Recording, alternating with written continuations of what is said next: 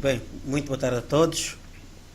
Hoje vamos arrancar com o nosso programa de análise das principais notícias e acontecimentos da semana a nível nacional e algumas questões a nível internacional. O nosso programa demos o nome de Ovelongwa, uma expressão da língua Umbundo, que significa algo como contar histórias ou contar alguma coisa. Temos 3, 4, 5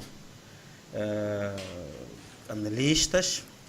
No lado direito, como temos o Albino Paquis, que é filósofo e teólogo. No lado esquerdo, temos o Sérgio, que é economista. Exato. Economista. O Manuel Nelito, que também é economista, ou gestão. Empresário, ok. Empresário. No mundo virtual, em Skype, temos em Benguela o Carlos Pacatolo, politólogo, e do outro lado do Atlântico temos o Francisco, que é formado em Relações Internacionais. Bem, nós combinamos alguns tópicos para que os nossos amigos começassem aqui a comentar. O primeiro tópico tem que ver com o discurso do presidente João Lourenço no Bureau Político, que aconteceu acho que na segunda-feira de manhã. Estão livres de comentarem o tópico no discurso que acharem mais relevante. Começarei por Paquis. Paquis. Pois, primeiro saudar a todos, o Francisco lá em cima, aí dentro de Espanha, não é? Em Portugal. Peço desculpa, aí dentro de Espanha, em Portugal. Mais um revisionista. Exatamente, começo por aí. O Pacatolo também saudado, do outro lado, não é? No Lubito. Lubito também. Isso, está melhor assim, porque o David falou Benguela. Agora está melhor. Quer dizer, Lubito e Benguela são coisas diferentes, quer dizer. Eu ainda acho Exato, podia uma ser coisa é uma coisa, podia ser outra uma coisa é outra província, coisa. mas pronto, isso aí. E saudar aqui também naturalmente o David e o Francisco, mas o Sérgio, e também aqueles que nos ouvem e que nos veem do outro lado. Bem, Ovilongwa é mesmo contar histórias, é contar aquilo que se passa, contar aquilo que acontece. No fundo, relativamente ao discurso do Presidente da República, David, eu acho que é um discurso, mas embora muita gente critique o próprio discurso, eu acho que é um discurso para dentro do partido e para fora do partido. Uhum.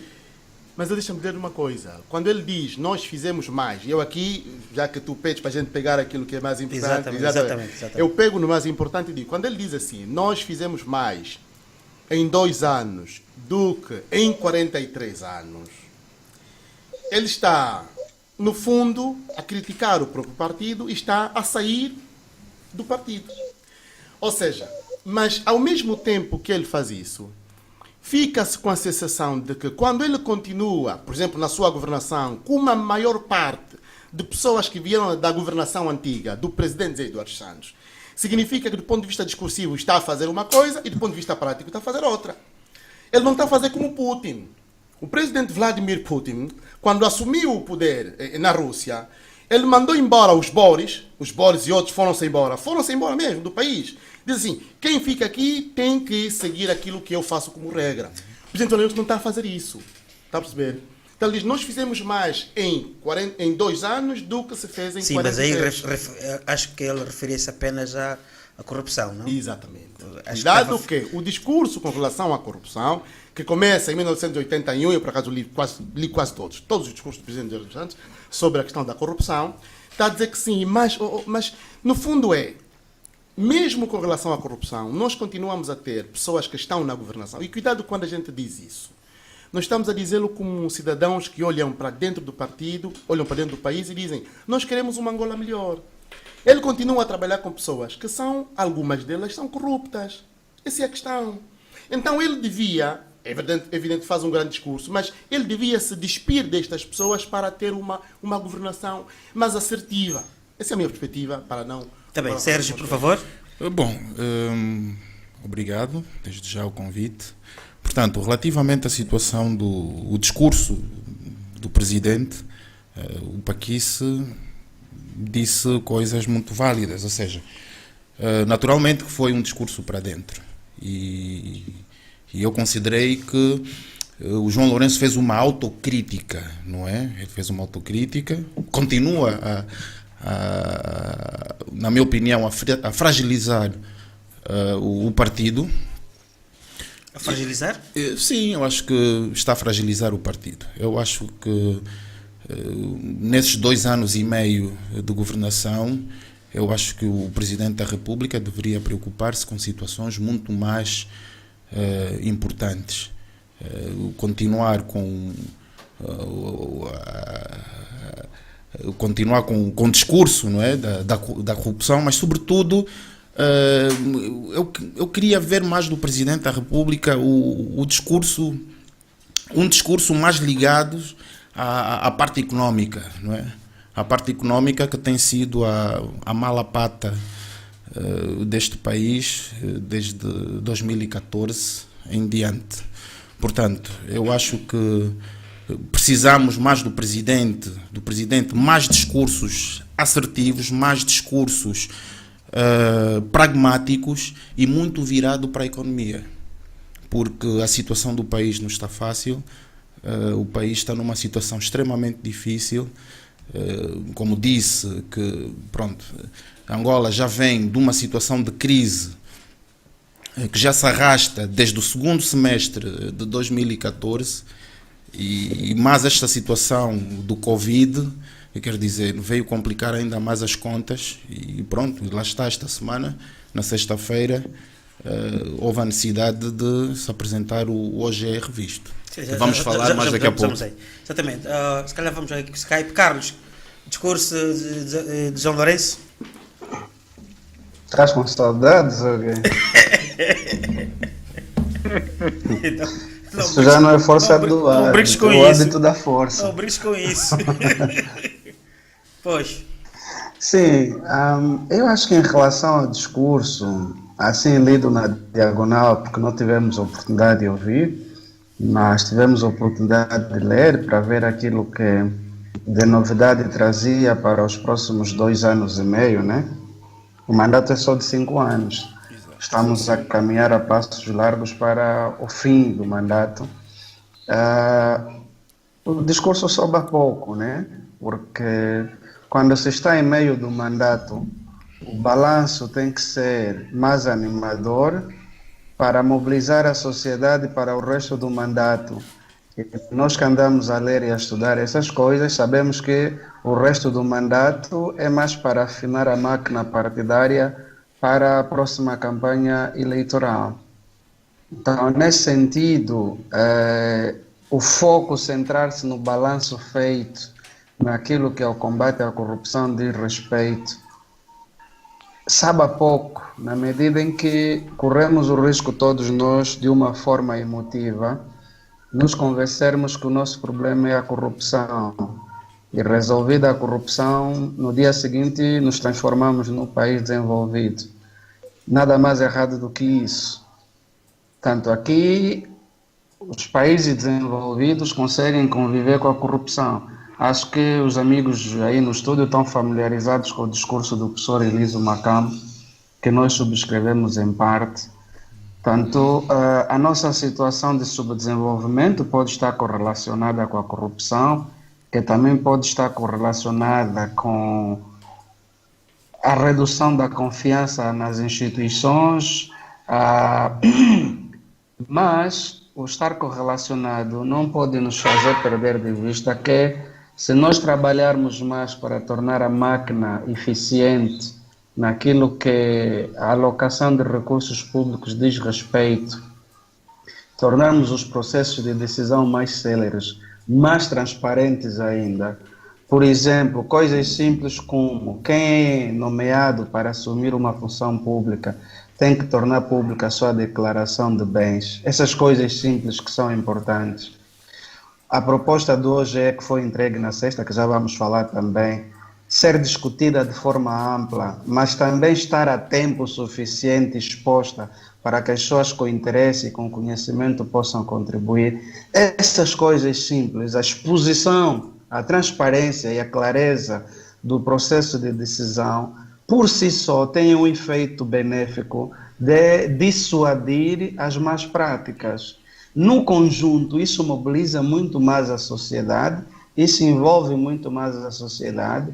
No médio e longo prazo, me parece que é mais producente na dissuasão de comportamentos predadores que a todos atrapalham e comprometem, do que a quase estatística que o presidente tentou fazer num discurso claramente virado para dentro, para responder aos seus críticos, que são muitos lá dentro.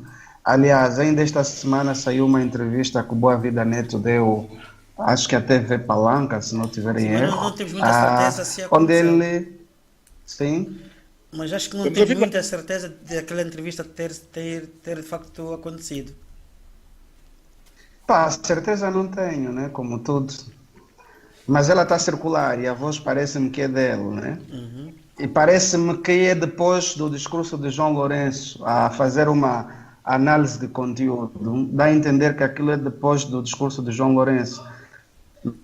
Na medida em que ele chama a atenção, que essa luta, se João Lourenço tem algum mérito, é a coragem e a determinação com que ele encabeçou a luta. Porque as consequências da má governação, nas palavras dele, envergonham a todos, atrasam a vida do país, mas envergonham a todos os dirigentes. Tanto ele está a ter coragem de avançar, mas também na avaliação que o Boaventura faz, é que está a saber a pouco. Por quê? Porque está a faltar aquilo que todos nós temos consciência, que esse é um processo político, e como sendo um processo político, internamente dentro do MPLA que nos governa há 45 anos, tinha que haver mais concertação, sem impedir que a justiça funcione, tinha que haver mais concertação interna, para de uma vez por toda o MPLA assumir isso e seguirmos para uma nova era, porque senão fica uma coisa do presidente, alguns alinhados com o presidente, os desalinhados que não acreditavam e agora vêm-se aflitos.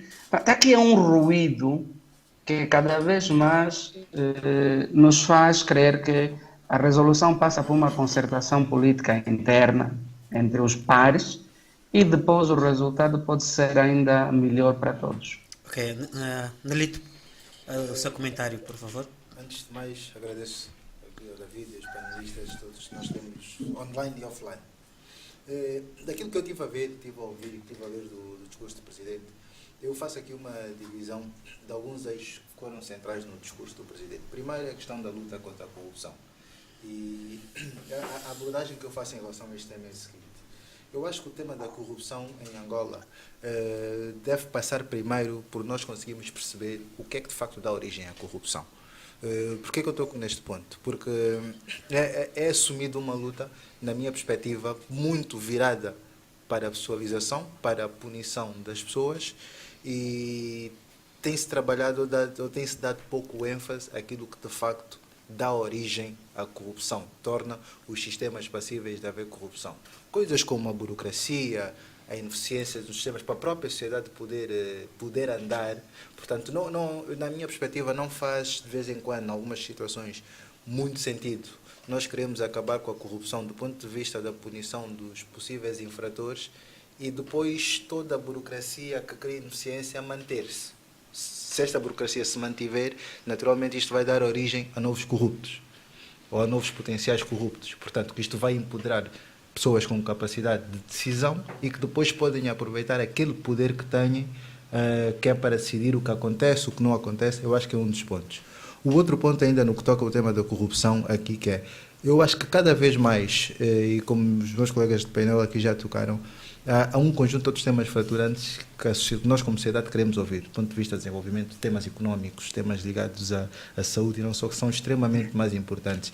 Por isso, o que é que eu faria? Eu acho que o Presidente chega a um momento em que os temas ligados à corrupção ou à punição dos possíveis corruptos, que seja mais um tema acompanhado pela justiça do que só um tema político, porque nós estamos aqui a assistir a esta conversa há tanto tempo, agora de nacionalizações, prende, solta, mas só que no final do dia, isto, para a maioria das pessoas no seu dia a dia, os problemas que nós estamos a ter, não dá as respostas que nós gostaríamos de ter como sociedade para aquilo que são os nossos problemas mais prementes. Portanto, eu penso que cabe, sim, à justiça combater ou investigar os potenciais infratores, e cabe ao governo, no discurso do Presidente, falar mais sobre aquilo que podem ser as estratégias e mecanismos para aumentar a eficiência da governação, o governance que nós podemos ter aqui, a desburocratização, a transparência, para fazer com que a sociedade civil de facto possa evoluir. Portanto,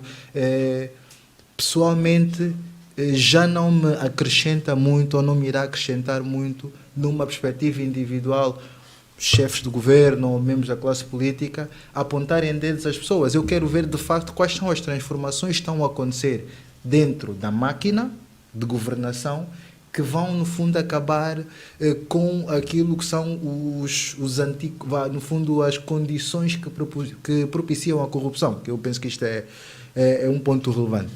Outro tema, também ainda dentro do discurso, é a questão ligada à saúde também. E eu penso que pronto, o Presidente viu-se aqui também no papel, enquanto chefe de Estado, de dar um ponto de situação interno dentro do governo, e é uma mensagem que vai para fora também, daquilo que têm sido as medidas do governo em relação ao tema da saúde, alertar que a questão não se vai prender só com o Covid, mas também o governo vai contratar mais médicos, o governo vai fazer mais hospitais. Eu acho importante, sim senhora, mas nós, ou seja, isto torna um bocado, entre aspas, redutor, porque nós vemos as coisas muito do ponto de vista reativo. A construção do hospital, a contratação de mais médicos nessa fase é uma reação. Nós temos que olhar um bocado para aquilo, como é que nós podemos de facto resolver as coisas no futuro. E resolver as coisas no futuro é perceber a origem disso tudo. Percebendo a origem daquilo que nós estamos a viver, sobre a qualidade do nosso sistema de saúde, a qualidade da vida das pessoas, tem a ver com o saneamento, que foi descurado durante muitos anos, tem a ver com o fraco investimento em conhecimento e educação das pessoas ao longo destes anos todos. Ou seja, nós não podemos... o tema da reação vai nos levar aqui a um ponto em que cada vez que houver um problema nós vamos ter só necessidade de reagir. E essa reação, se o país não estiver preparado, coloca-nos a todos, assim como coloca o governo, sob pressão. Nós temos que, sim, dar resposta àquilo que é o presente, que é de facto esta questão das infraestruturas para acolher as pessoas, mas nós não podemos achar que a solução é nós termos hospitais, portanto as pessoas já podem ficar doentes, que já temos mais hospitais. Não. As pessoas têm que ter qualidade de vida. O saneamento na nossa cidade tem que melhorar, porque isso é que nos vai prevenir de nós podermos então embarcar aqui em novos problemas, que é do ponto de vista pandémico e dos, portanto, aquilo que é a realidade é que nós vivemos hoje ainda não sabemos, já estamos no pico, sabemos que os casos estão a aumentar. Sim, mas depois vamos falar da Covid. Sim. Pronto, ou seja, isto muito salientando um bocado e fazendo um bocado aqui um acompanhamento daquilo que foi o discurso do Presidente. Outro tópico importante que o Presidente também tocou teve a ver com o tema da diversificação da nossa economia. Que eu acho que também, mais uma vez, o Presidente viu-se aqui no papel de alguma forma de vir justificar aquilo que são os planos, os objetivos, ou aquilo que o Governo quer, mas pareceu-me ainda muito lato, não é? Porque eu penso que é de certa forma fácil perceber aquilo que são os problemas que Angola pode ter. Mas só que agora, no papel do chefe de Estado, no papel de quem tem informação e quem coordena uma equipa económica e sabendo que esta informação vai passar para a sociedade civil, haver aqui dar-se a conhecer um conjunto de medidas concretas, não só dar-se a conhecer e ver que de facto vão potenciar o nosso crescimento económico. Nós falamos da diversificação, sim. Em que sentido? Em que contexto? Nós ainda há pouco estávamos a conversar um bocado, David, que é o tema da diversificação, é um tema de facto muito importante e o Presidente toca nisso, mas nós temos que perceber que nós estamos a passar por uma revolução global. E dentro dessa revolução global, sim senhor, é o objetivo de diversificar, mas em que condições? Como? Qual é o novo contexto? Quais são as tendências que vão afetar o mundo em que nós vamos viver e já que nós precisamos de nos industrializar? Precisamos ter fábricas, sim, mas olhando aqui num horizonte dos próximos 10 anos, quais são os principais fatores que vão afetar aquilo que é a industrialização global e em que panorama é que Angola se quer posicionar? Onde é que de facto nós podemos ter vantagens competitivas, quer a nível regional, quer a nível global? Portanto, há aqui um conjunto de pontos que é preciso ir isso mais a fundo. Está certo. Obrigado. Chico? Bom, se me permitem, vocês têm todos razão. O Carlos tocou no ponto essencial, que me parece que o poder só tem duas coisas: a conquista e a manutenção. Tudo o resto é acessório. sem poder, ninguém implementa medidas, ninguém faz programas que queira pôr em prática. O presidente João Lourenço, creio eu, quando tomou posse, definiu, por razões internas e por razões de manutenção no poder, quer suas, quer do partido, um elemento essencial que obrigou à judicialização da política angolana. Angola, sabemos todos, está numa condição económica hoje de grande fraqueza, decorrente de questões estruturais e de questões conjunturais da governação. De quem é que é a responsabilidade? Ou era de uma determinada elite anterior, que a elite atual, ainda que muita dela tenha feito parte daquele tempo, aponta o dedo, sabemos todos isso.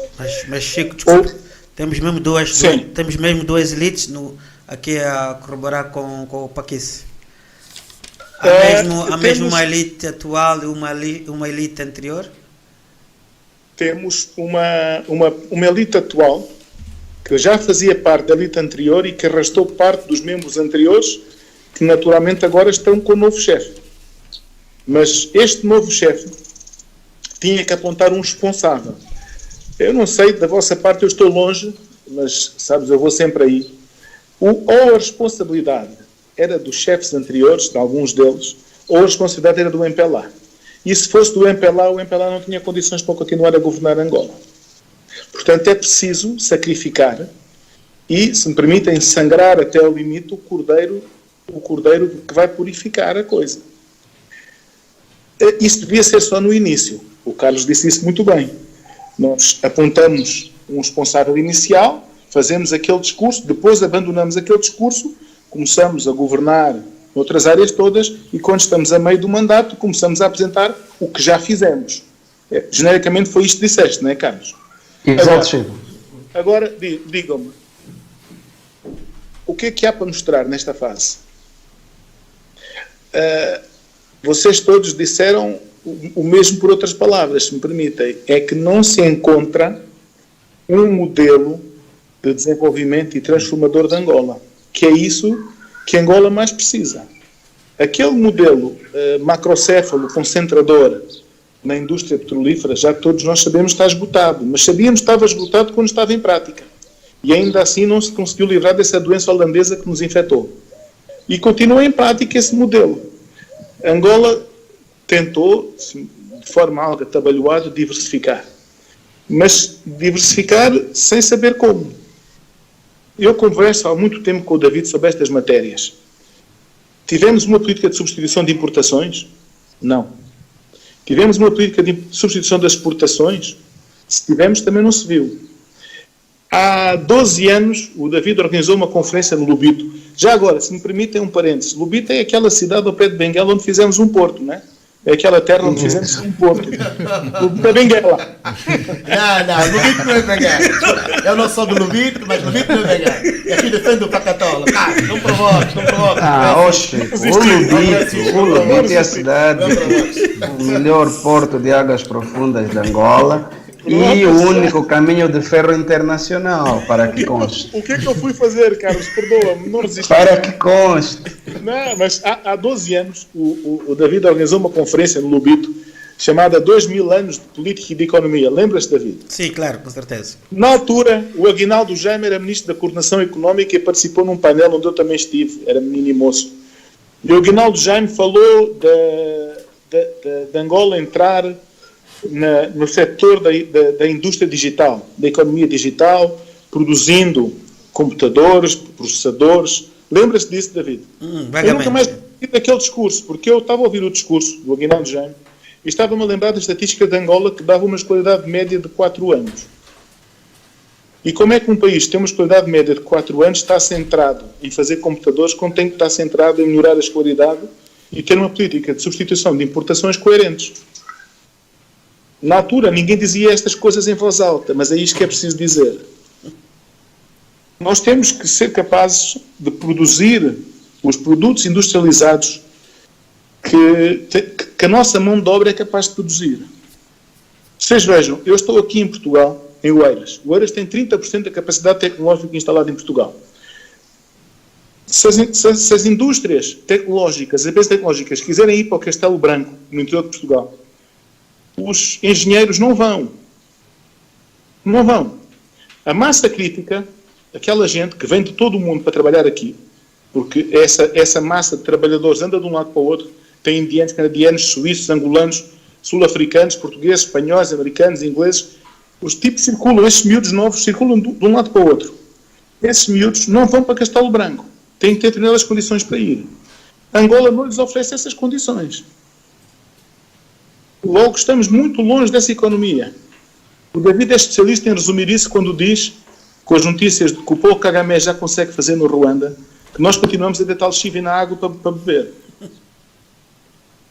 A tua frase resume tudo, David. Eu gosto muito dela porque resume tudo. Portanto, o que me parece é que o Presidente João Lourenço ainda não conseguiu passar daquela fase inicial em que estava a sangrar o seu cordeiro de sacrifício para uma fase em que apresenta um modelo de desenvolvimento coerente para o futuro de Angola. E não tem muito mais para oferecer que não aquela fase inicial. Agora, será que isto resiste ao passar do tempo? Eu estou a colocar mais interrogações do que respostas. Eu não sei se esta estratégia resiste ao passar do tempo. Será que é isto que os angolanos querem continuar a ouvir? Nós daqui a pouco continuamos. O Presidente João Lourenço estará no em que muitos políticos africanos estão hoje, culpam o colonizador pelos problemas que têm hoje. Claro que o colonizador tem alguma responsabilidade, mas para quem tem 20 anos e precisa ter futuro para a sua vida, o colonizador já foi há meio século. E precisamos ter respostas. E a mim quer-me parecer que as respostas não estão a ser dadas. É isto que eu quero dizer. Francisco, se me derem um minutinho, David. Sim, claro, com certeza. Só um minutinho. Só para ajudar, Pax, só para ajudar o Chico. Está bem, vai lá. Como o Pax sabe, eu sou católico de missa presente. E a Diocese de Benguela celebrou no dia 6 de junho 50 anos. E o bispo diz assim, até contou uma anedota de um velho de 50 anos, sempre que as coisas lhe corriam mal, lamentava-se do pai, porque ele era órfão de pai. Nunca mais é homem. É mais ou menos o que o Chico está a dizer. Você depois de 50 anos não pode culpar o seu momento atual pelo facto de você ser órfão de pai ou de mãe, ou das duas coisas. Como é? Já terminaste? Sim, É só a parte do bispo Dom Antônio Jacques. Sim. Não, eu, na verdade, segui com atenção esse comentário do Francisco. Francisco, sabe, eu tenho 42 anos, nasci em Angola, nasci cá, como é evidente, como todos nós, né? Mas a questão é verdade, Francisco, ou seja, nós começamos a ver o nosso futuro a se esfumar, quer dizer, porque para todos os efeitos, 45 anos de governação não podem ser só isso, está a perceber? Quando, por exemplo, o Presidente vai dizer, não, nós fizemos mais em 2 anos do que em 43, desculpa, eu nasci em 78, quer dizer, eu mesmo MPLA que eu encontrei no poder. Mas o nosso aviso, por exemplo, exatamente, quando a gente fala, por exemplo, na rádio, na televisão, sobre o aviso que vamos fazendo ao partido no poder, o aviso é que o MPLA tem que ter cuidado, porque para todos os efeitos, se não atingir os objetivos da boa governação, o MPLA amanhã será esquecido como o partido de Hitler, quer dizer, é preciso ter cuidado nessa matéria, eu posso estar a ser um bocadinho cáustico aqui, né? Mas o MPLA pode ser esquecido, ou seja, tem que ter cuidado e perceber a sua responsabilidade na governação. É uma responsabilidade muito grande, quer dizer, mesmo do ponto de Vocês lembram-se, Pois. deixem-me só dizer uma coisa, pegando sim. no que o Carlos disse outra vez, lembram-se do Dom Zacarias Camoenho? Sim. O Dom Zacarias Camoenho, no auge da Guerra Civil de Angola, nunca mais me vou esquecer. Perguntaram-lhe da Guerra Civil e das negociações que estava a haver do MPLA e da UNITA, que não se entendiam. E o Dom Zacarias, às tantas, olhou e disse assim, olha, minha senhora, o MPLA vai passar, a UNITA vai passar e Angola vai continuar. Pois. Exatamente. Claro. Pronto, eu acho que fecha. Exatamente. Sérgio, não sei se Fechou, quer, né? se quer acrescentar algo antes de passarmos para outro tema. Não, ou- acho que ou- resume, esta última frase resume tudo Claro, o que é os 45 anos da nossa independência e da governação do partido, né? Do MPLA. Isto só para acrescentar aqui um tema para fechar. Eu lembro-me há cerca de 2-3 anos ter visto um documentário que tinha sido feito sobre o processo de independência de Angola.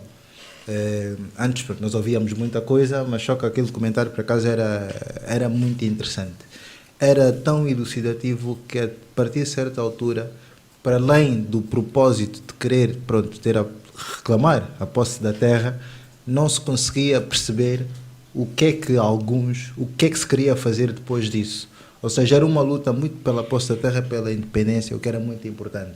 Mas só que por detrás do movimento, não menosprezando aquilo que era o papel das pessoas, porque nós também percebemos que a luta começou de uma forma, começou com umas pessoas e depois de acabar, portanto, houve aqui algumas transições e desde o início da independência que o Mbela teve no poder, não se conseguia, eu pessoalmente não consegui perceber qual era a diretiva que havia para o país. O único momento que eu me conheço como gente em que supostamente havia alguma diretiva foi quando o petróleo foi ao 100, porque até o petróleo chegar ao 100, nós íamos vivendo a cada dia, né? Portanto, ia-se vivendo muito dia a dia e não se percebia de facto o que é que se queria ser em termos de país numa perspectiva de longo prazo. Portanto, eu acho que aqui já é um tema endémico dentro da própria gestão e da nossa governação ao longo destes anos todos, que é conseguir perceber, e nós como sociedade tínhamos conseguir perceber qual é o caminho, né? Onde é que vamos? Qual é o caminho que nós vamos juntos, independentemente daquilo que cada um faça,